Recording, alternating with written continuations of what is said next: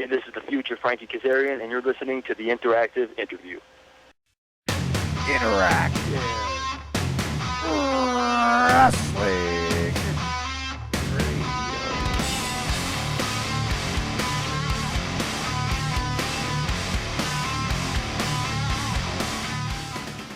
Hello, everybody, and welcome to another edition of the Interactive Interview on the interactiveinterview.com, courtesy of ProWrestling.com. We're joined by the future, Frankie Kazarian. How you doing, Frankie? Doing great. How you doing? Doing good. It's glad to have you on the show. So what's up today? Hey, how you doing? Doing good. Just watching Behind the Music on Britney Spears. And that's about it right now. What have you been doing recently? Because what's been happening in the world of Frankie Kazarian recently on the indie scene and that not? I've been recently just wrestling locally here in Southern California for different groups, and plan on going back to Japan actually later on this month. And I've been staying busy. Excellent. We're in what company in Japan? 01. Excellent. Right. Well, if you don't mind, now we'll go in a chronological order with the questions we got for you. Quite a few submitted by the fans. Okay. Lots of them submitting quite a few times. So is that all right with you? All right, let's do it. Yeah. All right. The first question we have for you is: were you a wrestling fan growing up? Of course, yes, definitely. All my life, ever since about 7 years old, when I first saw WrestleMania 1. I was a huge wrestling fan, yep. Who were some of your favorites? When I was really young, I was a big fan of Ricky Steamboat, Tito Santana, Hulk Hogan. As I got a little bit older, I became a big fan of Bret Hart, Owen Hart, Shawn Michaels, X-Pac, guys like that. Definitely my influences. Did you incorporate any of their styles into your style? At first, I always try to. You always try to emulate your heroes, and I definitely tried to take a little bit from all those guys because I thought they were all really good in the ring. But that kind of turned into my own style. Who trained you to be a professional wrestler? I was trained by Killer Kowalski. Daniel, take the next one. A lot of questions. A lot of fans asked this question to all the guests, and this is no exception for this interview. But what was your memory of your very first professional match? How did you feel before you went on? My first match, it was about a month into training, and I was at a show, just kind of helping out, working security, doing whatever I could, setting up the ring. And one of the guys that was supposed to wrestle had car troubles, and he wasn't going to make it. So they threw me in the match, so I didn't really have time to get nervous or anything. So I just kind of talked it out with the guy I was wrestling. Went out there. There was a really big crowd for an indie show. There was a couple thousand people there, and I wasn't really too nervous. I got through it. It was real simple, and I was just really, really excited to have done it. Do you think that was a good way for you to start your career? Did you, or would you prefer maybe a build up to a peak? No, I thought that was great. I thought that was a perfect way to start it. Just throw me right out there and see what I can do. It was a big test to me, and I thought I passed really good. For those who don't know out there, can you just fill people in on some of your early work on the indie thing? Well, early on I started in Massachusetts and various other places on the Northeast. I came back out to Southern California, which is where I'm from originally, and began working with a federation called EWF, Empire Wrestling Federation. Worked there for a couple of years. Started working with UPW out here, big independent promotion out here. Been with them ever since. Started teaming with Nova a few years ago, and from there just kind of took off and just kind of got my name out there across the country and kind of around the world. Speaking of... Sorry, Jess. I had a rumor that, is it UPW you do training schools or something with? I heard a rumor from a guy who says one of your friends that you do training schools or something along those lines? Well, every once in a while when the head instructor can't make it to class, I'll fill in and kind of substitute teach for the day. I do that every once in a while, and I have a good time doing it. You just mentioned Nova a couple minutes ago. How do you feel about his WWE developmental deal? Do you think he should be on TV already? I thought he should have been on TV years ago when he got signed. Right. Just because he is an extraordinary talent, and I guess they just haven't had anything for him creatively, but I'm sure you'll see him soon. How do you feel about him now? Do you guys still get along? Oh yeah, I still talk to him on a weekly basis, pretty much. Still one of my best friends. Very cool. Speaking of WWE, of course, a lot of the people we have on the show, of course, we asked them if they'd like to at some point go into WWE. But is that a goal of yours? Well, that was I would always be lying if I said it wasn't a goal. It was always a goal of mine growing up. But right now I am with NWA TNA, and I'm having a good time, with that company. Although I haven't been on TV in a while, I'm having a good time, with the company building up to beat competition. But if the offer came to join WWE, I can't really answer that right now. But I'm happy where I'm at right now. Are you under contract? Yeah. Excuse me? Are you under contract with TNA? Yes, I'm with TNA. Yeah. Oh, okay. Talking of WWF, of course, you had a few a few matches there. Did you see them as tryouts? Matches. I've had a lot of matches there, whether it be dark matches or tapings. At first, I just went to be a preliminary guy, a dark match guy. I went a couple times with Nova, and we had tryout matches. I heard good things, and up until as early as was last year, I had a couple tryout matches, and yeah, I've done them a lot. Tryouts, TV tapings, whatever you want to call them.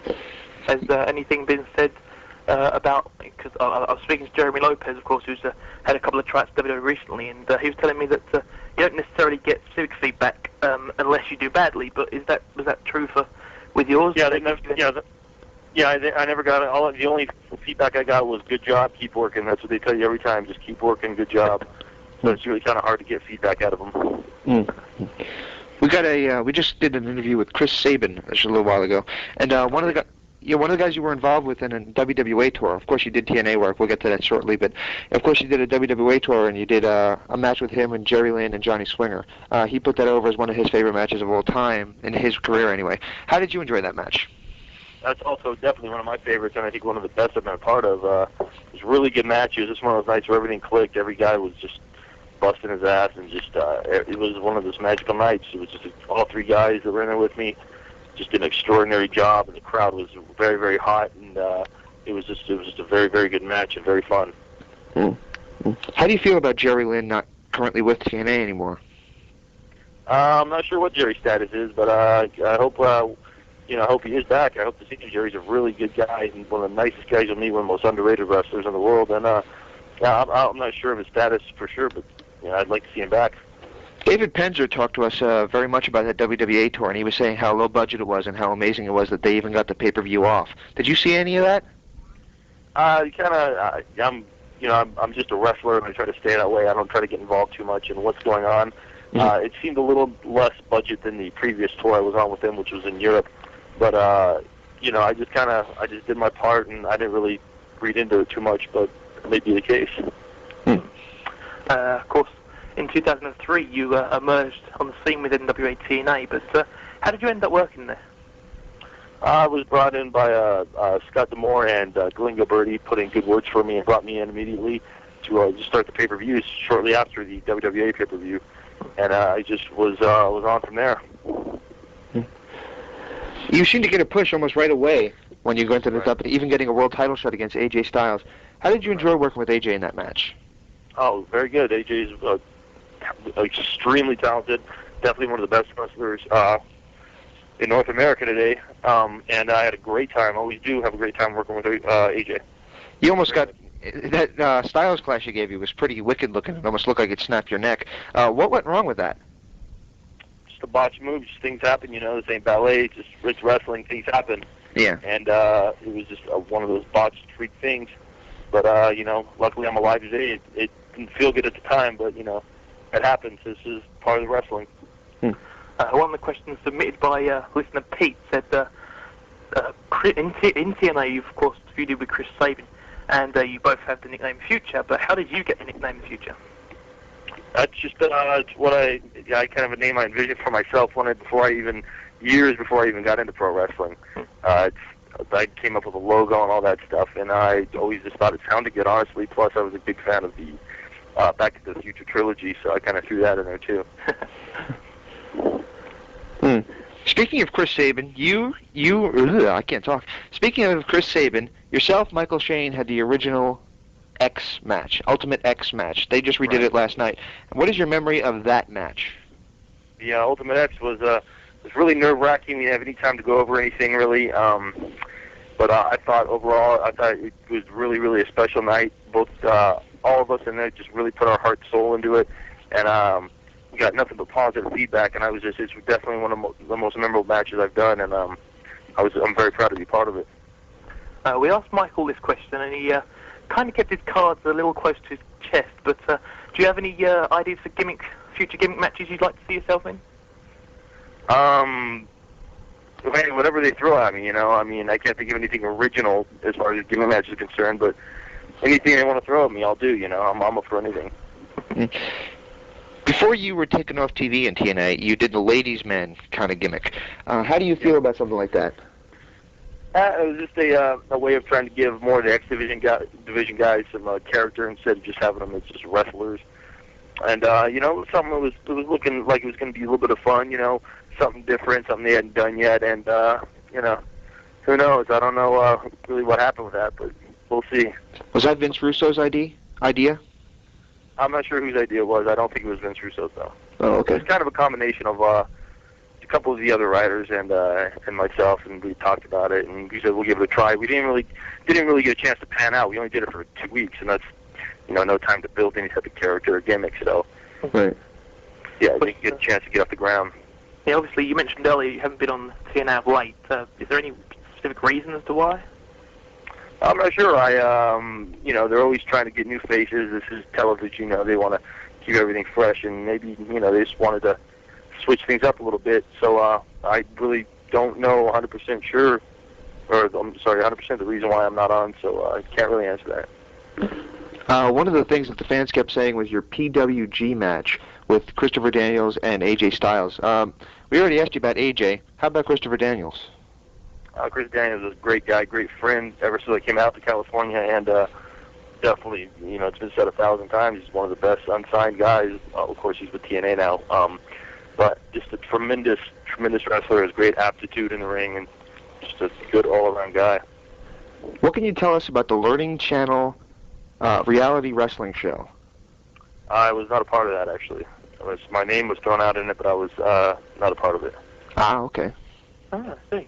Do you have any idea why your name was thrown out as part of it? Was you ever involved, or was it just I had met the producers, and they originally were talking to me about being a part of it. I never really said anything. They asked me if I wanted to do a scene where I wrestle the prospective wrestler, and I didn't really say yes or no, but I had conflict schedules, and I had another show that day, and I wasn't able to do it, but they just put my name out there. But no, I was never a part of that.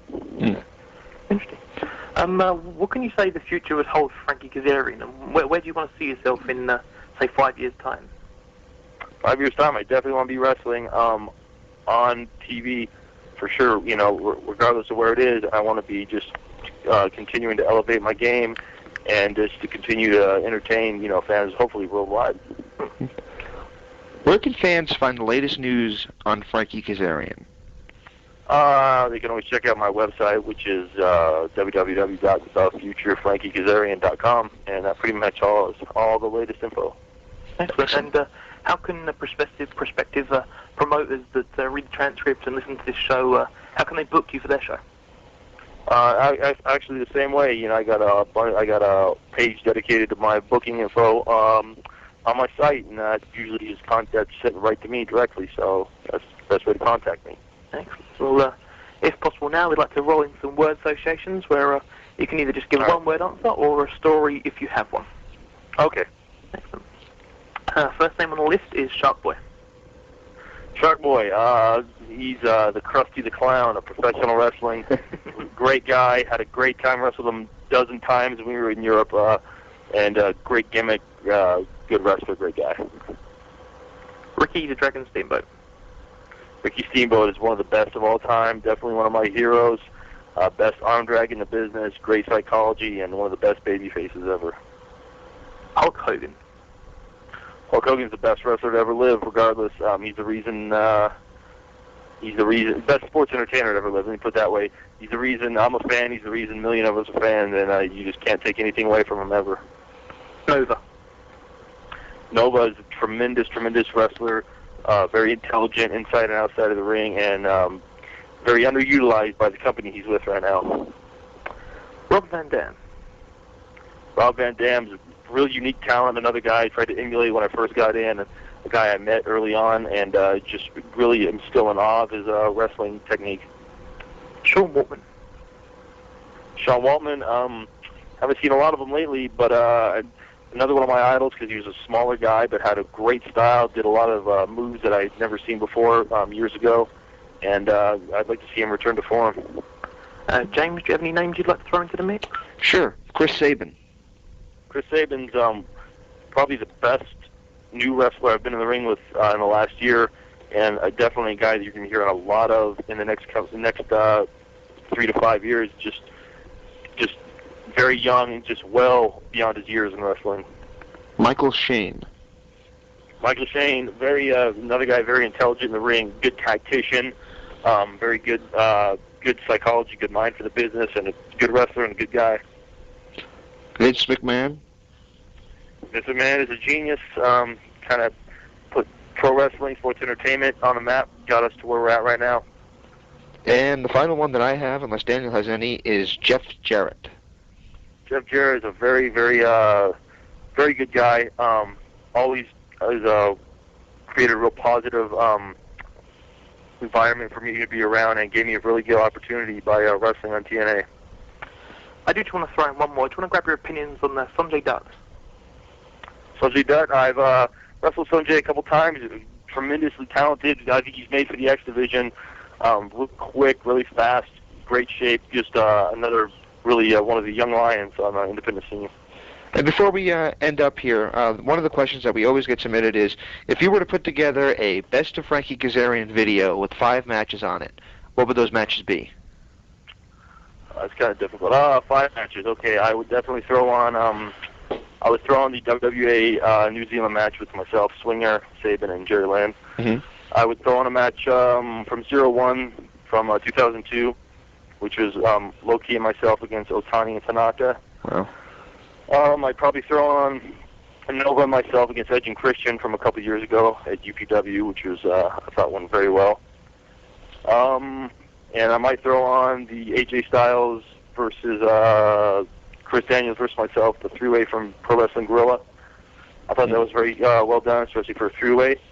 And I might throw on a match with myself and the American Dragon from Pro Wrestling Guerrilla. Those would probably be the first 5 I can think of.